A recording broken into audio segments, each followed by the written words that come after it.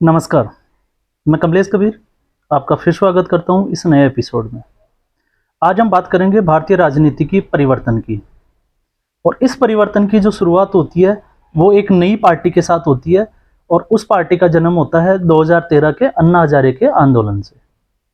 उससे पहले ना इसका जो नेता था वो कोई बहुत ज़्यादा लाइमलाइट में था या कोई बहुत इसको हम कह सकते हैं कि कोई ऐसी उम्मीद भी नहीं थी कि ऐसा कुछ होने वाला है।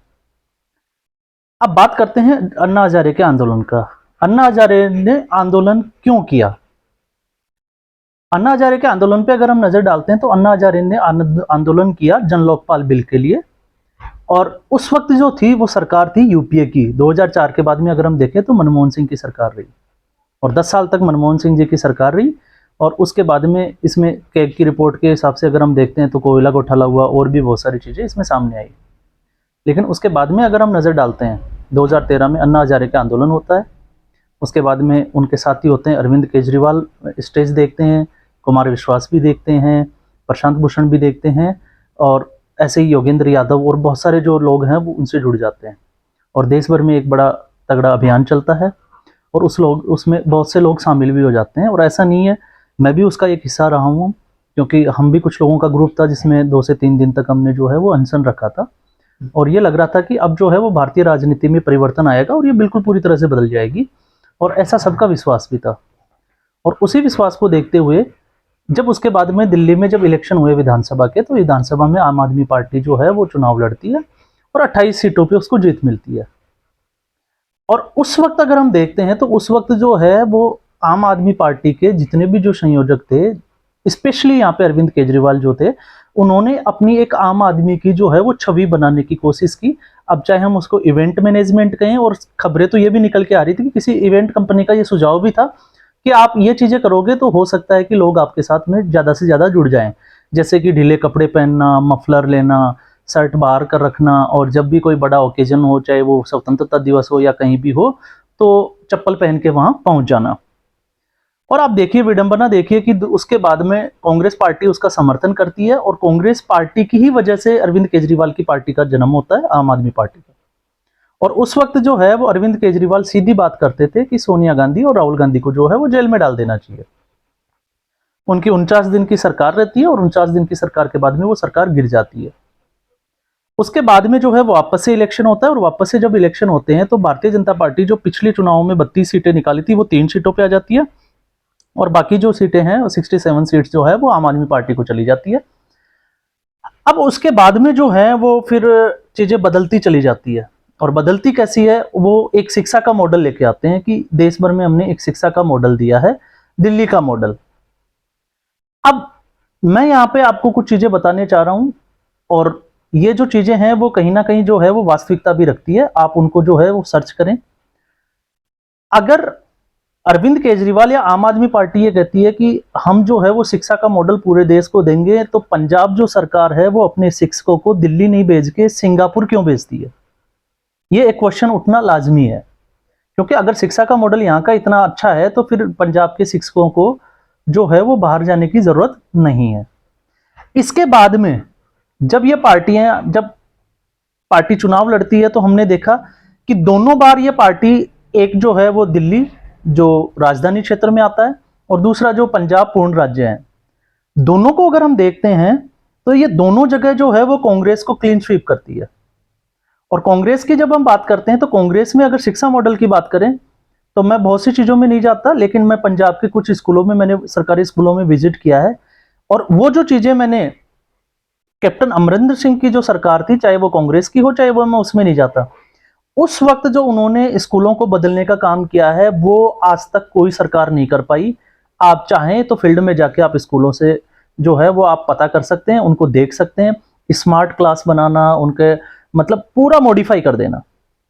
अब उसके बाद में अगर हम देखें तो सिचुएशन जो है वो कांग्रेस की वहां पे बदल जाती है और आम आदमी पार्टी जो है वो सत्ता में आ जाती है।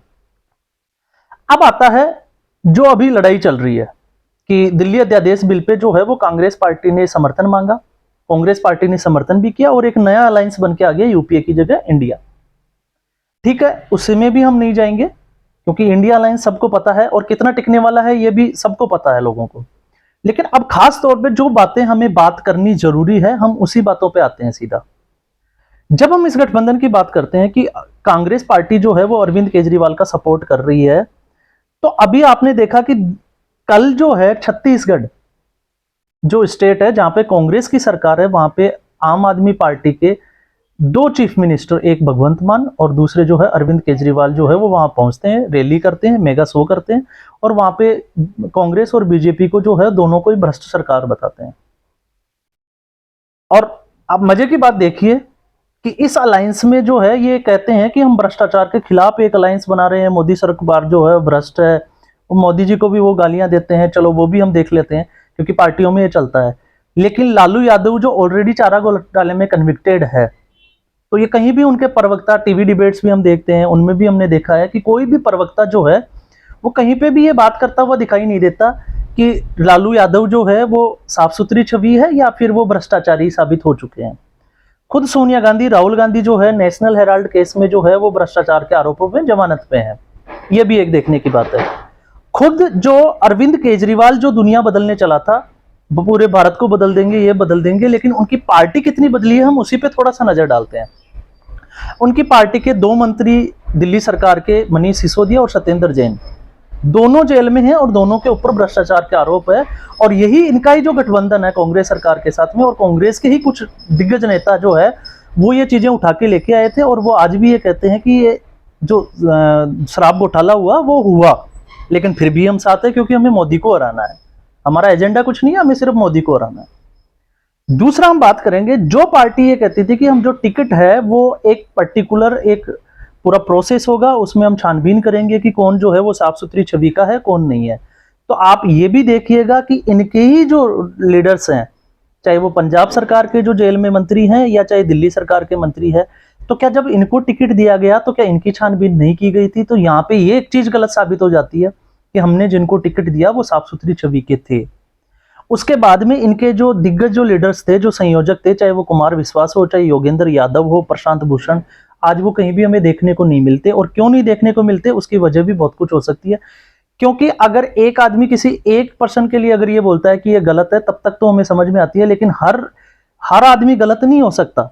लेकिन वो सब इनके बारे में कुछ बोलते हैं, तो फिर ये एक सोचने वाली बात है और ये जो वोटर्स है उनको भी सोचनी चाहिए। अब हम आते हैं विधानसभा की बात करते हैं। जितने भी जो स्टेट है, चाहे पार्लियामेंट हो चाहे स्टेट हो, जब भी इनकी बात करते हैं विधानसभा की, तो विधानसभा जो बनी होती है वो इसलिए बनी होती है कि जनता के फायदे के लिए जो मुद्दे होते हैं उनको विधानसभा में उठाया जाए, उनके ऊपर डिस्कशन हो और डिस्कशन के बाद में बिल लेके और जो भी एक्ट बनाने की जो प्रोसेस है कि क्या भला हो सकता है।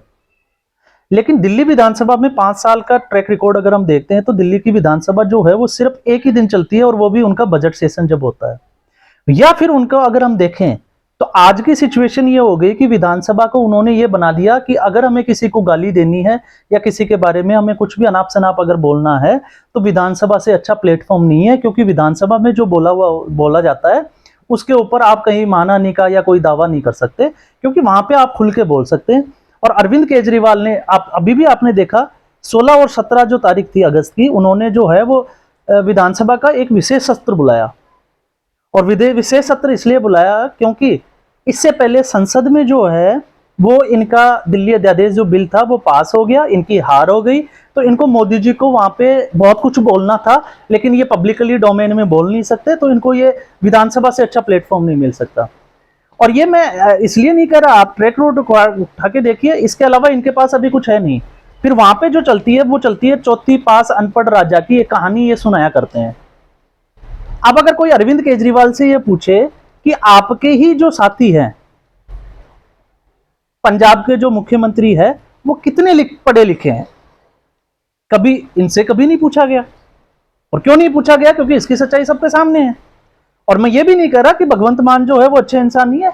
अरविंद केजरीवाल से जहां तक मेरा अपना विचार है, मुझे वो भगवंत मान जो है वो अरविंद केजरीवाल से बहुत अच्छे लगते हैं, क्योंकि उनका बोलने का बेबाक तरीका जो है वो मुझे पसंद आता है। पार्टी के बारे में मैं अभी कुछ इसमें ज्यादा एड ऑन नहीं करना चाहूंगा, लेकिन ये मैं इसलिए लेके आ रहा हूं कि जब हम चौथी पास अनपढ़ राजा की हम बात करते हैं, देश के प्रधानमंत्री की हम बात करते हैं, तो देश के प्रधानमंत्री की अगर हम बात करें तो क्यों नहीं हम अपने गिरेबान में जाके कि हमारे जो लोग हैं वो कितने पढ़े लिखे हैं और वो कितने दावे जो हैं वो विधानसभा के पटल पे करते हैं। और इसी के चलते देखो आप, हमने बहुत सारी चीजें देखी। अभी एक लेटेस्ट अगर खबर देखें तो उन्हीं के जो मंत्री हैं वो ये कहते हैं विधानसभा में, उनके ही विशेष सत्र की अगर हम बात करें तो उनके मंत्री जो है वो ये कहते हैं कि दिल्ली की जनता जो है वो गंदा पानी पी रही है। अब आप देख लीजिए ये दिल्ली का कैसा मॉडल है। बात तो चली थी कि हम दिल्ली को सिंगापुर, पेरिस, पता नहीं क्या क्या बना देंगे, लेकिन अब दिल्ली को क्या बना दिया ये जनता के सामने है।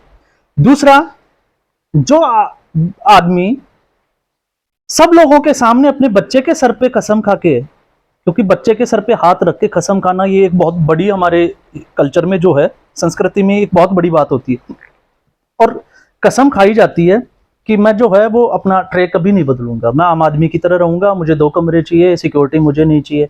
लेकिन आज अगर इनके काफिले की बात करें तो आप देख सकते हैं कि इनका काफिला कैसा चलता है।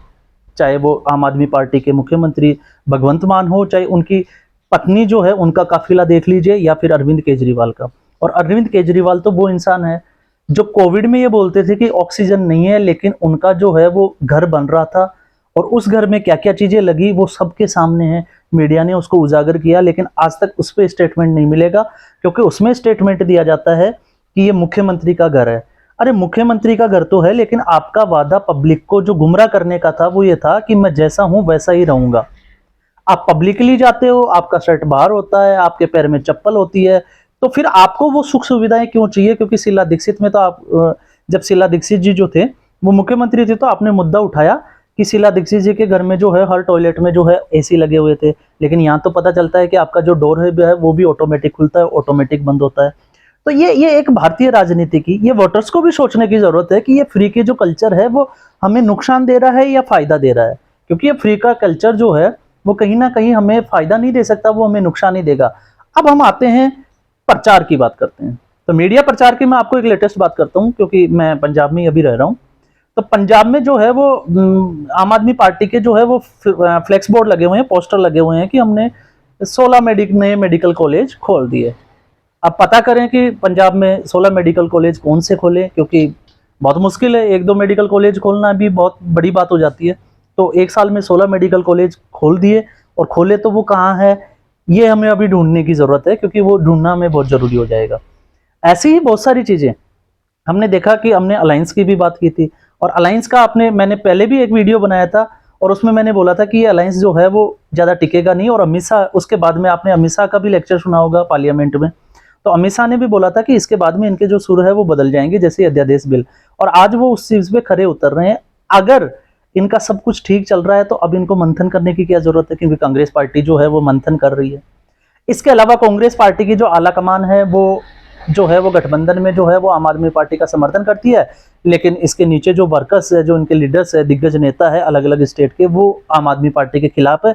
और हो भी क्यों नहीं, क्योंकि उनके फील्ड में अगर हम देखें तो आम आदमी पार्टी ने जो है वो उनके खिलाफ भ्रष्टाचार का, उनको भ्रष्ट बताया, उनके खिलाफ बहुत सारी चीजें बोली। अब मैं उन चीजों को आपको यहाँ पे पब्लिकली जो है मैं बोलना नहीं चाहता, पर बहुत सी चीजों की गारंटियां भी दी हुई।